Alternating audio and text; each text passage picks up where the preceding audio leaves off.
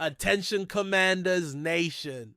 Do you think you're ready for what's coming? The front office just dodged a massive bullet on the offensive line after retirement threatened to derail the whole season, while an overlooked rookie is turning into the secret that will dominate your fantasy leagues. But that's not all. An analyst dared to question our deadly weapon, Terry McLaurin, and this Sunday will make them eat those words at FedEx Field. Why is the clock ticking against New York? How did an unknown 7th rounder rewrite the scouting manual? And what reckless move by management could burn everything if they don't act now? This is not just football. It's war in the NFC East. Subscribe now, drop a like, and stay tuned until the end, or you'll live to regret it when Washington roars and you're not in the front row. Listen up, because what I'm about to tell you is going to prove why this team has the most prepared front office in the entire NFL. Do you know what happened on July 29? Nate Herbig, that guard 6'4", 343 pounds, who was the perfect solution for our problem on the offensive line, decided to hang up his cleats and retire from football. Just like that. But let me paint the full picture here, because this story has layers that go far beyond what it seems.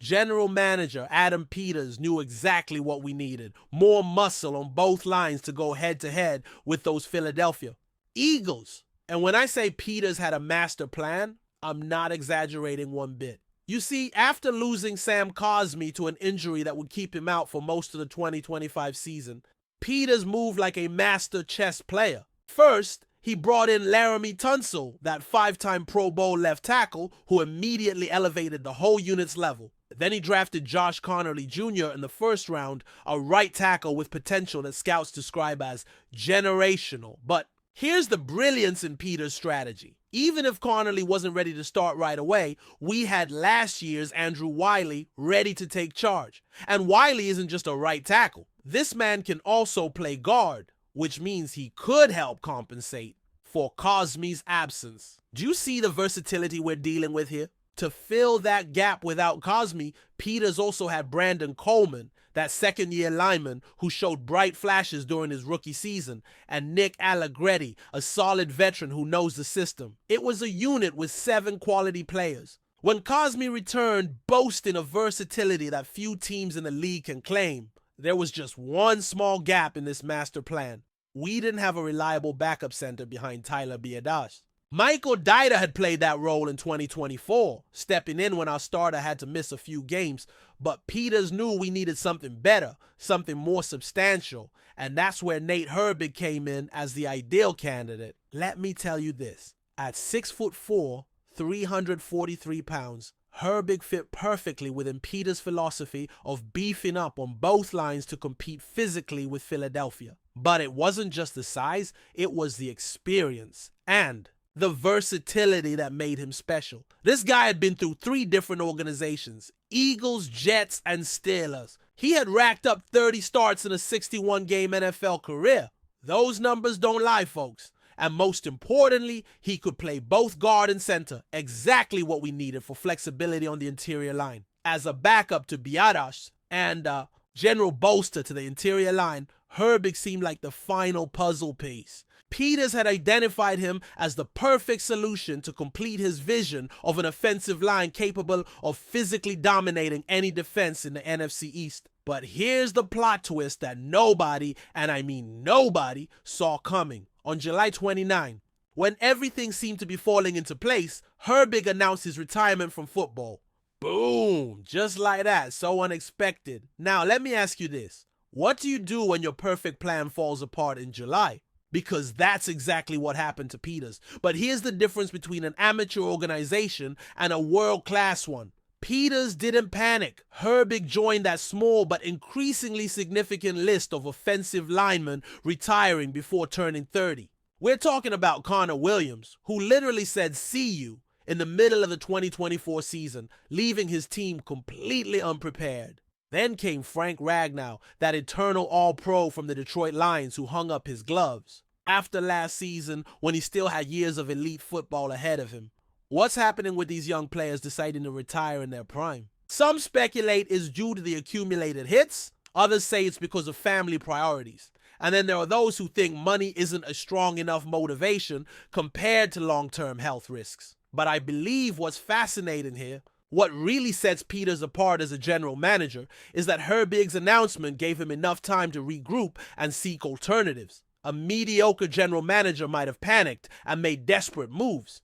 Peters stayed calm, started evaluating options. Chris Paul, a veteran many had dismissed, seems to have improved enough during training camp to provide decent depth at guard. His reps have been solid, and although he doesn't have Herbig's versatility, he can play a specific role if needed. However, the million-dollar question remains unanswered. Who will back up Biadasz at center? That depth chart position remains a question mark, and it's something Peters will have to resolve before the regular season starts. I tell you this, and it's the most important thing about this whole situation. It might not be exactly as planned, but we as Commanders fans can sleep soundly knowing we have a front office prepared to handle surprises like this. Remember how we managed the Marshawn Lattimore situation last year? Or how Peters quickly moved to bring in Deebo Samuel and Laramie Tunsil this offseason. These are the characteristics of an organization that doesn't freeze when plans change, but adapts and finds ways to move forward.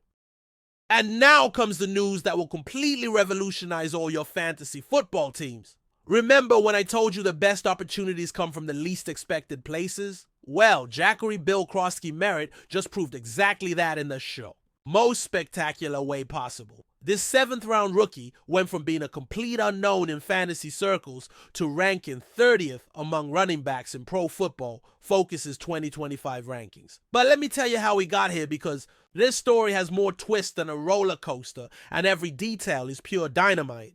It all started with the trade of Brian Robinson Jr., that move which shook the fan base and opened wide doors for our rookie. Now I believe, and I say this with full conviction, that the Commanders knew exactly what they had with Krosky Merritt long before the rest of the world did. That's why they felt comfortable letting Robinson go a year earlier than any analyst expected. But let's get into the details that really matter here. Did you know this guy had an impressive evolution from his days at Alabama State to his explosion in New Mexico? And when I say evolution, I'm not talking minor improvements. I'm talking a complete transformation as a player.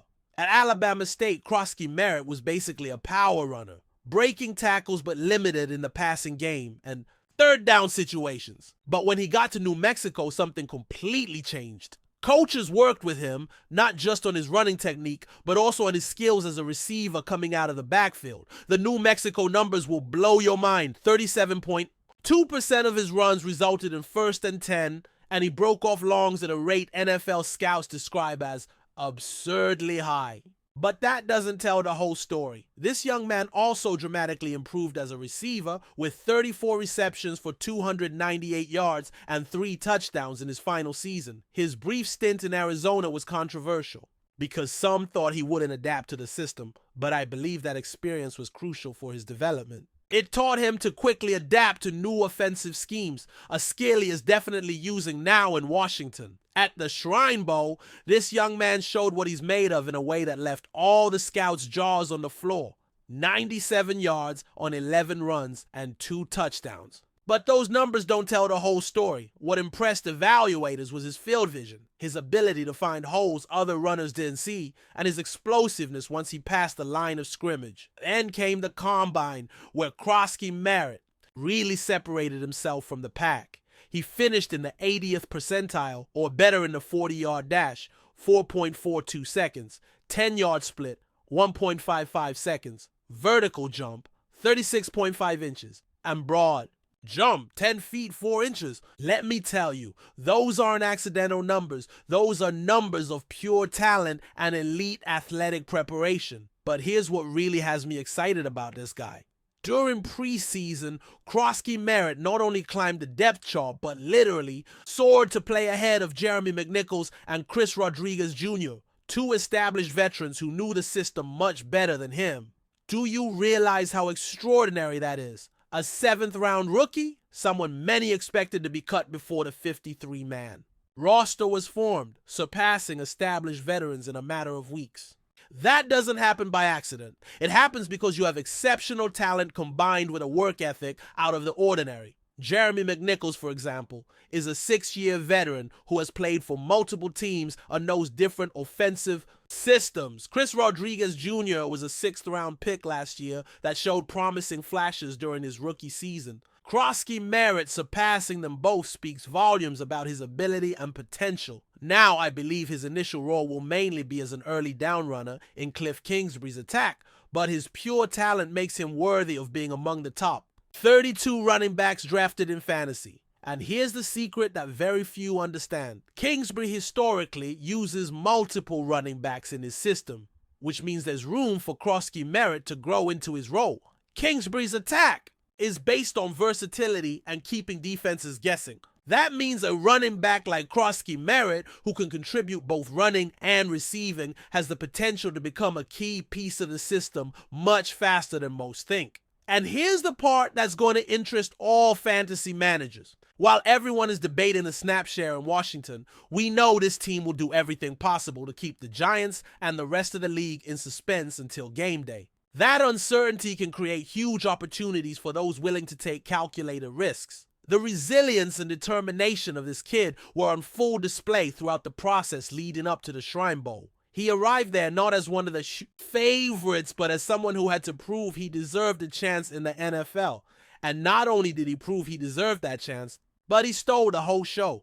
Those same factors, resilience, determination, the ability to exceed expectations, were crucial in the Commanders' decision to draft him in the 7th round. But more importantly, they're the same qualities he's demonstrated since arriving in Washington. Training camp reports talk about a player who's always first to arrive and last to leave. A player who obsessively studies film and constantly looks for ways to improve. A player who, despite being a rookie, isn't afraid to ask questions to the veterans or take on additional responsibilities. Now I ask you this. If Krosky Merritt managed to do all this, overtake veterans, impress coaches, secure a spot on the 53-man roster, with just a training camp and some preseason reps, what do you think he'll achieve now with a full regular NFL season ahead? Because here's the reality many don't want to admit. Running backs that come from nowhere and explode in fantasy aren't accidents. They're the result of talent that's been underestimated combined with the right opportunity. And Krosky Merritt has both the talent and the opportunity right now. And now we get to the most absurd, most out-of-touch prediction I've ever heard in my entire career, covering the Washington Commanders. Jaron Kawida from Clutch Points has the audacity, the nerve, the total lack of understanding to suggest that Terry McLaurin is going to be suffocated by Paulson Adebo in an irrelevant afternoon in the office this Sunday against the New York Giants. Seriously, Kawada? Are we talking about the same Terry McLaurin who's a second-team All-Pro? The same Terry McLaurin who's been consistently one of the most productive receivers in the entire NFL for the last 4 years? The same Terry McLaurin who just signed an extension making him one of the league's highest paid receivers? Let me bring you up to speed on what's really going on here, because the ignorance of this prediction goes far beyond the superficial numbers Kawada decided to use to justify his flawed analysis. First, let's talk about McLaurin's contractual situation. Yes, it's true that he missed months of workouts during his contract dispute, and that's something any serious analyst should consider. But here's what Kawada and others like him don't get. The kind of professional we have in Terry McLaurin. This man isn't just any receiver sitting at home eating donuts during a holdout. McLaurin stayed in shape all summer, working with private coaches, running routes with other receivers in independent sessions, and staying in game-ready condition. When I say this guy is an elite professional, I'm not exaggerating one bit more. Importantly, now that he's back with a long-term contract extension securing him financially for the coming years, McLaurin is more motivated than ever. Do you know what having that financial security means for an elite athlete? It means he can focus entirely on football without distractions, without worries about his future, without the pressure to prove his worth every snap.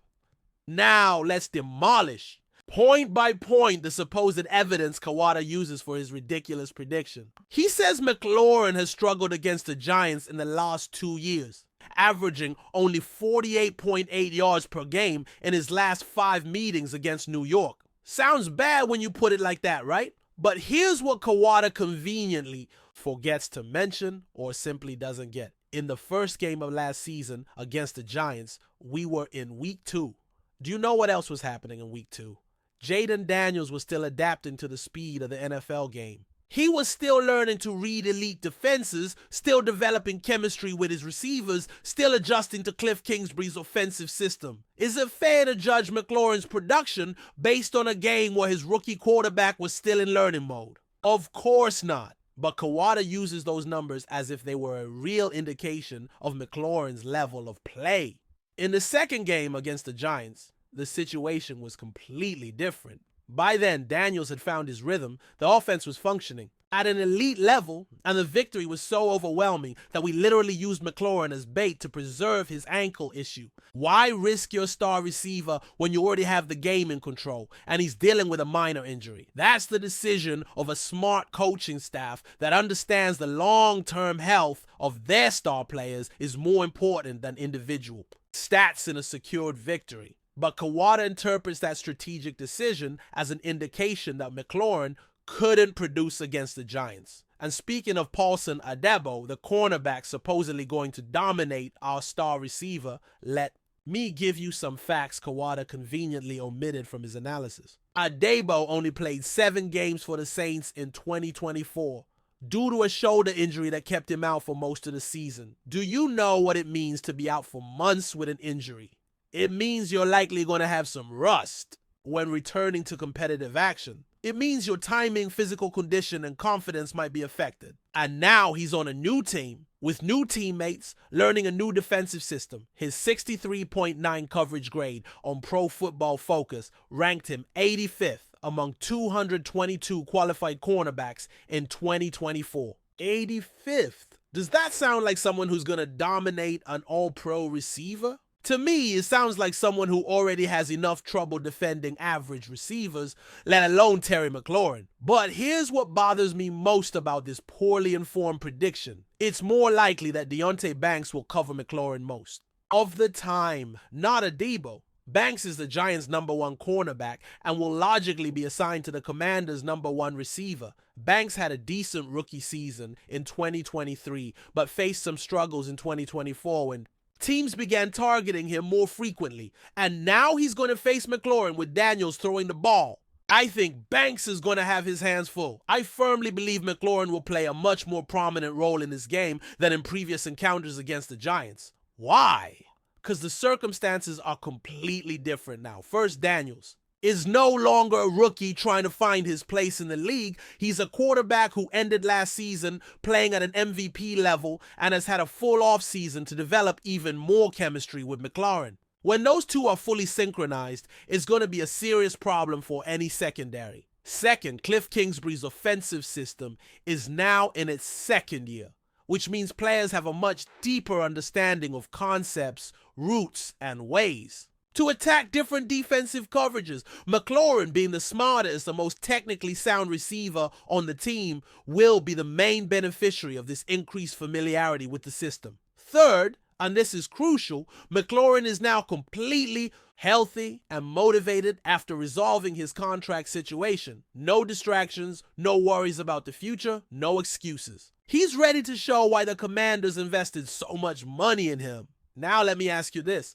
When Jaden Daniels and Terry McLaurin have a few more days to perfectly sync their timing, when McLaurin is running routes with surgical precision, and Daniels is delivering passes with the confidence of a 10-year veteran, do you really think a cornerback with injury problems and a mediocre rating will stop one of the most talented receivers in the whole NFL? I tell you, not only is this prediction going to look completely ridiculous when all is said and done on Sunday, but McLaurin is going to have a performance that will make Kawada wish he had never published that poorly informed prediction. Because here's the reality that Kawada and other analysts like him don't understand. Terry McLaurin isn't just a good receiver. He's an elite receiver who has maintained a consistent production level despite having inconsistent quarterbacks for most of his career. Now that he finally has an elite talented quarterback in Daniels, you're about to see what McLaurin can really do when all the pieces are in place. Look, after analyzing these 3 explosive stories that will define the course of our entire season, I have some direct questions that go to the heart of what it means to be a fan of the Washington Commanders in 2025. Do you believe that a Dan Peters front office not only has the preparation, but also the mental flexibility and adaptability needed to handle more surprises, like Nate Herbig's completely unexpected retirement? Because I assure you this season will bring more curveballs, and we need an organization that can navigate those turbulent waters. Are you ready to take the calculated risk of adding Jackery Kroski-Merritt to your fantasy teams before he completely explodes and his value skyrockets? Because when this kid starts accumulating touchdowns and yards, you'll be competing with thousands of other managers trying to trade for him. And really, honestly, after everything we've seen from Terry McLaurin throughout his career, do you think anyone in this league will stop our all-pro receiver when he's at 100% of his physical and mental capacity, running routes for Jaden Daniels in an offense that has had a full year to perfect itself? I believe, and I say this with all the conviction I have in my heart as a fan of this team, that these three stories demonstrate exactly why this channel, this community, this approach we've built together is different from anything you'll find anywhere else. Here we don't settle for just reporting news like any other sports channel. Here we analyze every detail, question every dubious prediction, investigate every story to find the full truth, and give you unfiltered information you can use to make informed decisions about your team and fantasy football. This community we've built together step by step, video by video, comment by comment, isn't just a collection of subscribers watching sports content. We're a family that bleeds burgundy and gold, a family that understands being a Commanders fan means something more than just cheering on Sundays. It means understanding the complexities of building a winning organization. It means appreciating smart management moves even when they don't go according to the original plan. It means recognizing emerging talent before the rest of the world does. And it means defending our players against ridiculous predictions and poorly informed analysis. If you want to keep receiving this level of exclusive and in-depth analysis, if you want to be the first to know when the next big news bomb drops in Washington, if you want to be part of a community that truly understands what this team means to us, then I need you to officially join this family in a way that makes a difference. Give this video a like if these three stories surprised, excited, or gave you a whole new perspective on this team. That like isn't just a click, it's your way of telling me this content adds real value to your experience as fans. Subscribe to the channel, because what we just covered today is just the beginning. The 2025 season will be full of moments like these, news that will change everything, opportunities that will appear out of nowhere, and I want all of you to be here with me to experience every second of this roller coaster. And tell me in the comments with total honesty, which of these three stories impacted you the most? Was it the display of organizational competence we saw with the handling of the Herbig situation? Was it the excitement of discovering a new potential fantasy star in Kroski-Merritt? Or was it the frustration of hearing such an out-of-touch prediction about Terry McLaurin? Because at the end of the day, and this is what really matters, we Commanders have something special brewing in 2025. Something that goes beyond expert predictions, beyond media expectations, beyond even our most optimistic hopes from last year. And I want all of you, every member of this family, to be an integral part of this historic journey we're about to embark on together. Because when we look back in a few years, when we're celebrating the successes to come, we'll remember it started here. With videos like this, with analyses like this, with a community like this. Hail to the Redskins, and I'll see you in the next video.